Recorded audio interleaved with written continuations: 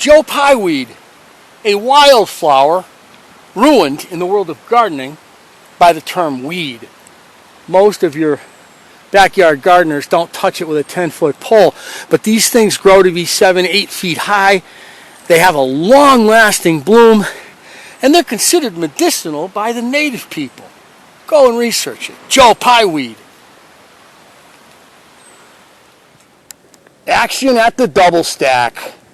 On the Housatonic, we're looking for your warm water species today, which is our smallmouth and our pike and our pickerel and our bowfin. Tom, the bowfin. Red eyes, largemouth. There's largemouth in here. Everything's in this river. Carp. I'll take a carp. Carp would definitely hit the Euro presentation, the little nymphs. Tom is fighting his way out of our access to the river down this cold water outflow, and I'm telling you, I'm wet wading. He's got his waders on. I'm freezing.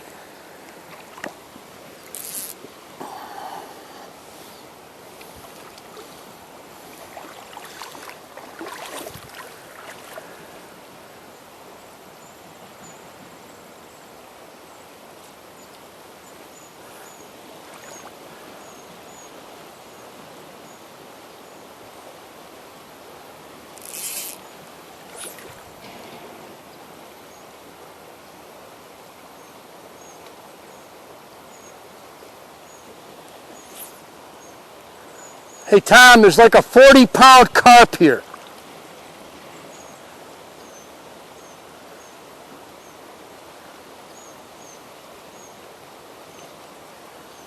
Tommy.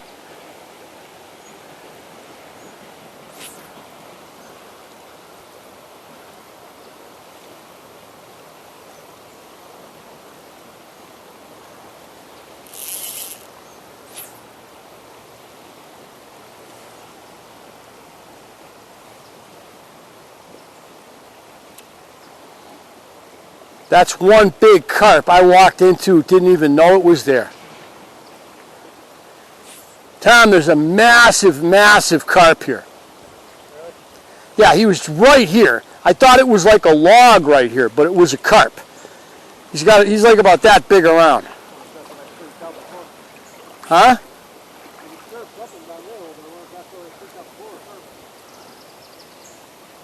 That's one big carp.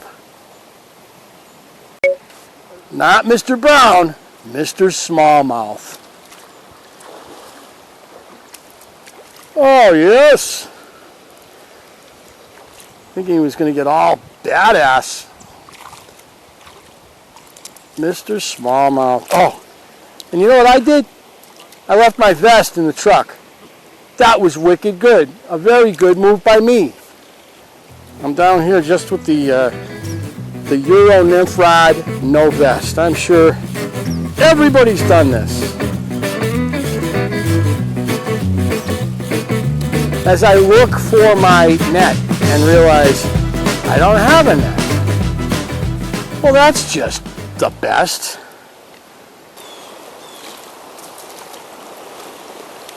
Mr. Smallmouth.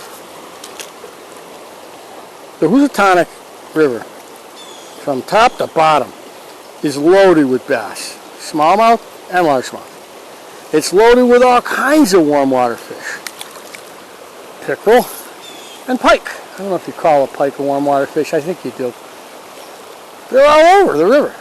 In addition to just some beautiful browns and brookies and a lot of panfish.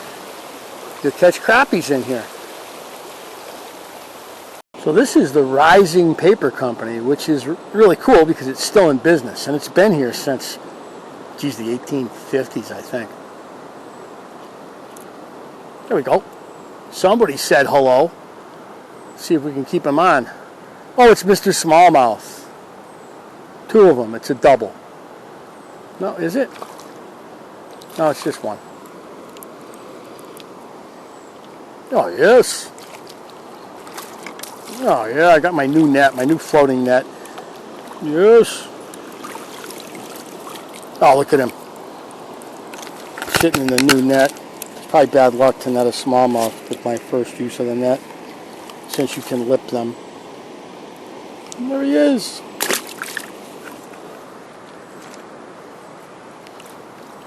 Cool thing about this net is it's, what is it, 25, 26 inches long from top to bottom. So it's an easy measurement tool too. If you live in the Northeast and you've been to a river, you have seen rocks with drill marks just like that. And that's what those are, drill marks. Sometimes they were hydraulic drills that made those marks, but quite often those were simply guys with sledgehammers and chisels, pounding, turning, pounding, turning. That's how they made this. Oh, masonry back in the 19th century. Put on my very wet polarized glasses.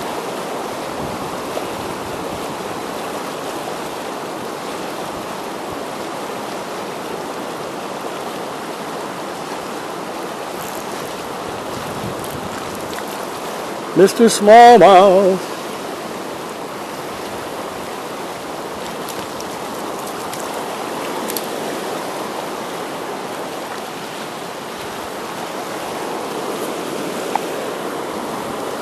He fell to the barbless.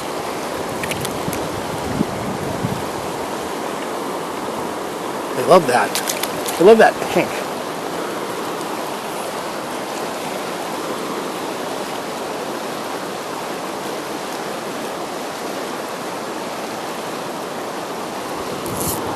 Could be like 50 of them. You can't even see them. This is not the clearest river, and they are well camouflaged for such a place. You got to watch that indicator. And it's good practice. If you're like, why is he fishing for 5-inch smallmouth, 7-inch smallmouth? Well, because it's good practice for Euronymphing. It's fun to catch fish, too.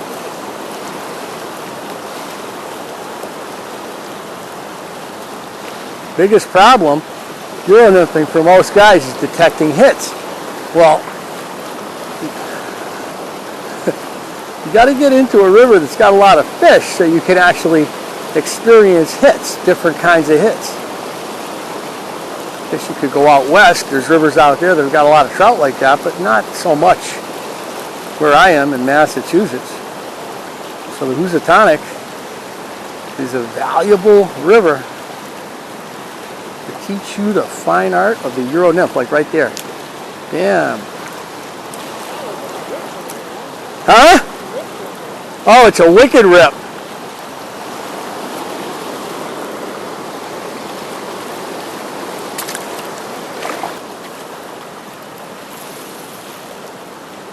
Oh, he doesn't know where to go because it's a sunfish.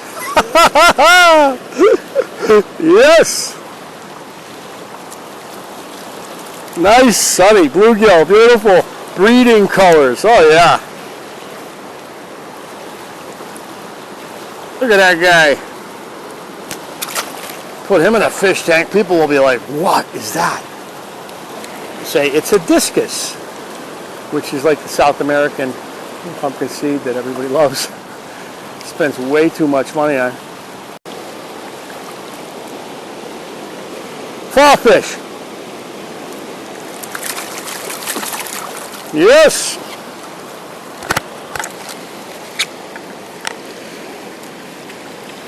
Falling victim. Isn't he pretty? I love these guys.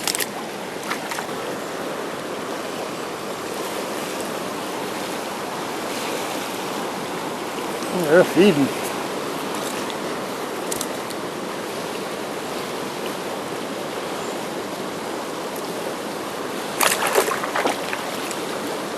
Another smallmouth. They're all over the place, right on the edge of that bubble line. Everybody's over there. Caught like 5 species there already. Red eye, pumpkin seed, smallmouth,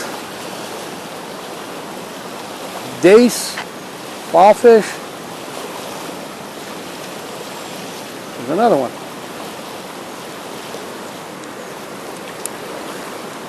Oh, we got off.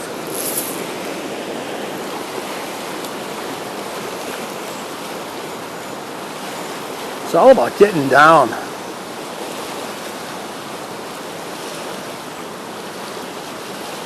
And maintaining a contact point with your nymphs. There's another one. Oh!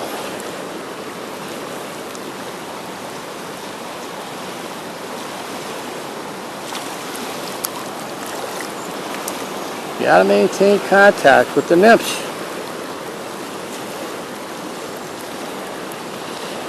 See the hit, you can feel the hit.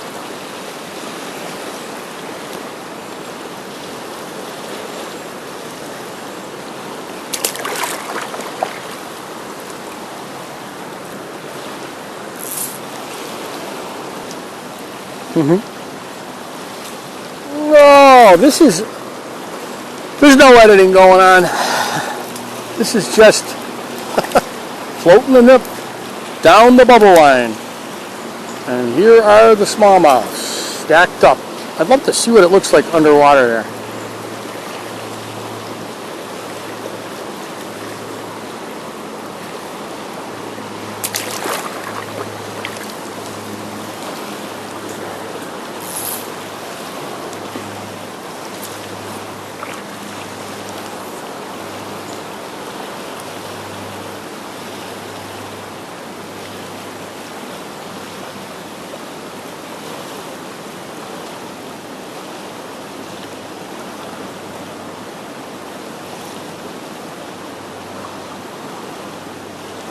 See how fast that current's moving on the other side of me. I didn't get a hit on that cast. I'm bummed. But that current right there is roaring. In a lane about 10 feet wide.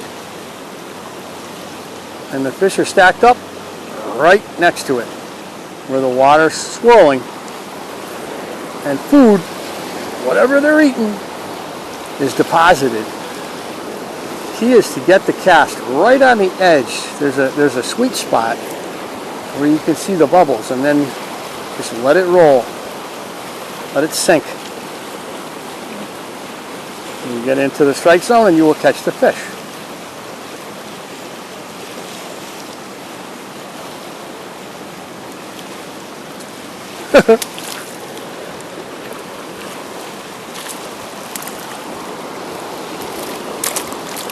Get it in the strike zone and catch the fish.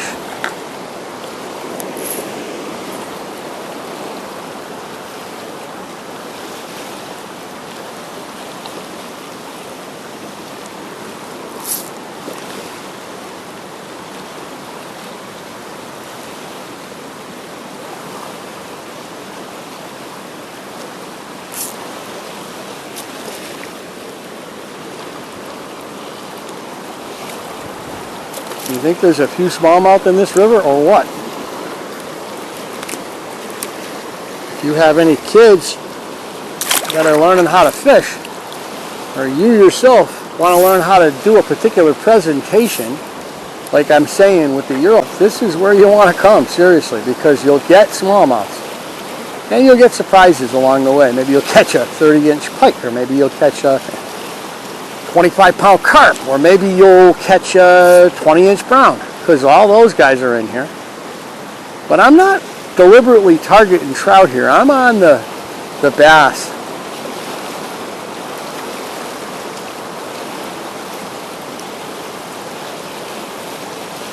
Water's on the warm side, even though there's been a lot of rain and it's well oxygenated. And you could probably catch a trout safely if you're using barbless hooks. Another one.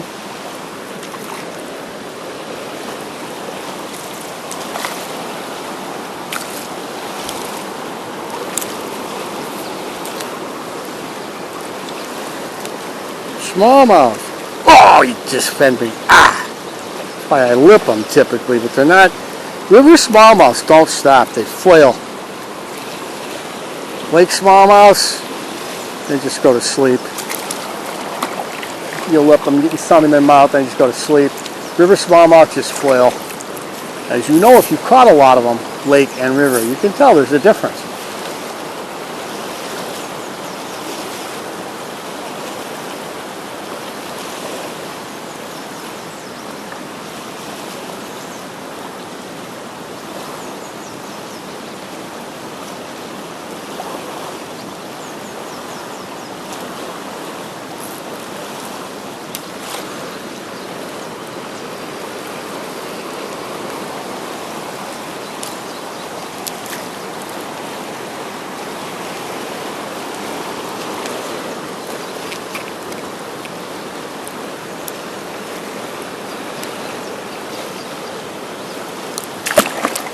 Got me again.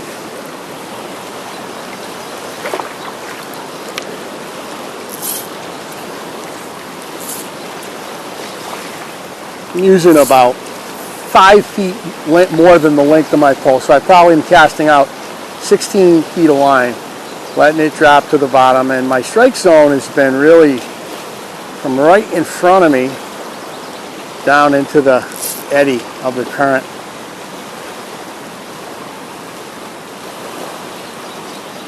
Even back in here. There's one.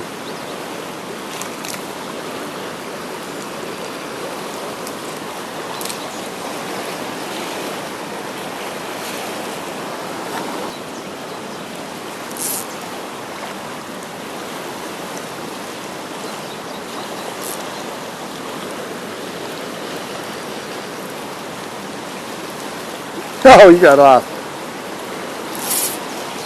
I'm not counting. I don't know how many smallmouth I've caught. Probably 10 since I stopped right here in this spot.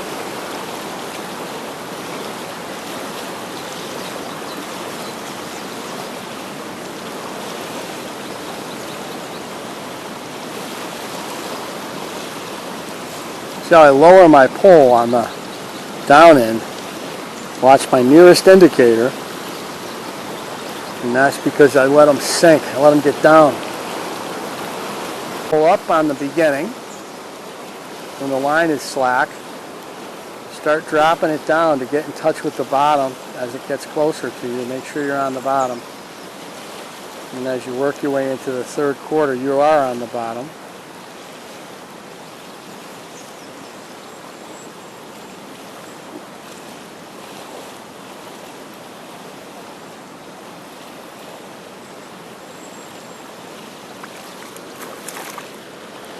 And they're on the bottom.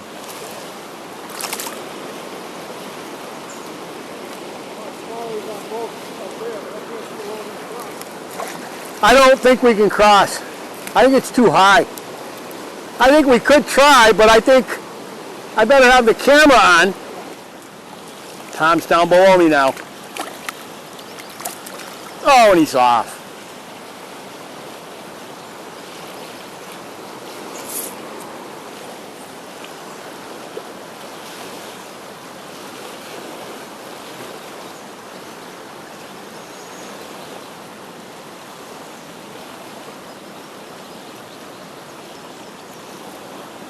The thing about casting, oh, he's off. The thing about casting Euronymphs is one motion. When it's down below, you can use water weight and you just flick it straight overhand like I just did.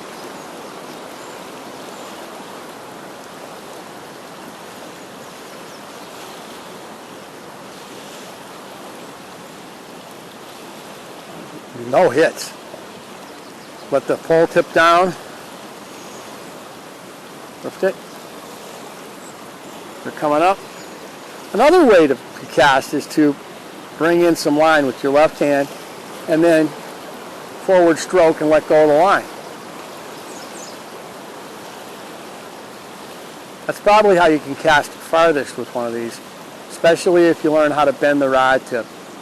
Oh, there we go. That could have been, who knows what that was.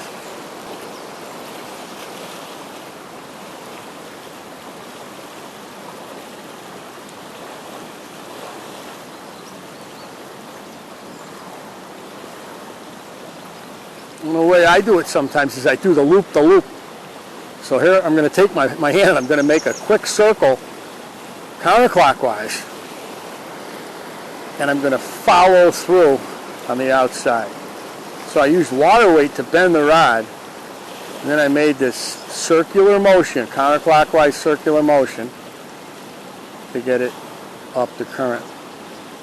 Another one, I'll do it again. So from here, counterclockwise, and I'm going to release at my target. Okay, so there's 3 ways to cast a Euronymph setup. The whole key, there we go. The whole key is to make sure that you don't have a cast that's got like a jerky motion in it or something where you're going to get your nymphs tangled. You want to keep the nymphs straight off the back of the line. You You will do it and you will get tangled all over and over and over again until you figure it out. It's all about keeping tension on the nymphs when you're in the air.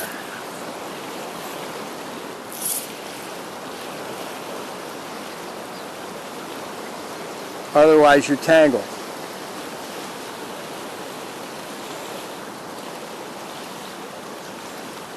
And in some states you can run 3 nymphs, and that's a lot of tangle. In Massachusetts, we can only run 2. Two's fine. There's another one.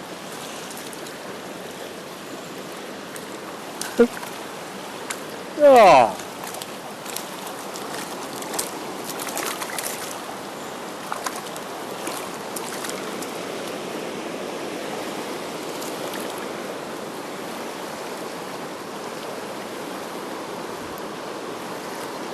So look at the double stack where I am here.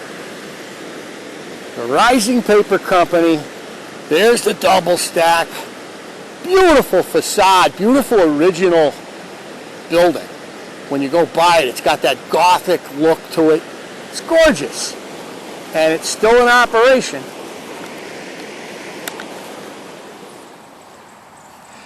Yeah, it was a little bit of urban fishing, a little bit of industrial fishing, but the Rising Paper Company here in Housatonic, Mass, which is North Great Barrington, really, is a great place to hit if you're looking for a variety of species. And you can get into trout, do it in the earlier season when the water's cooler. But there's a lot of bass and a lot of other fish, and that is one seriously cool looking piece of architecture, industrial architecture. You don't see the like of that anymore. And it's interesting. It's really kind of, as I said, cool to think that this paper company is still making paper. It's still in business after 100 and doing the math, 170 years. Pretty cool.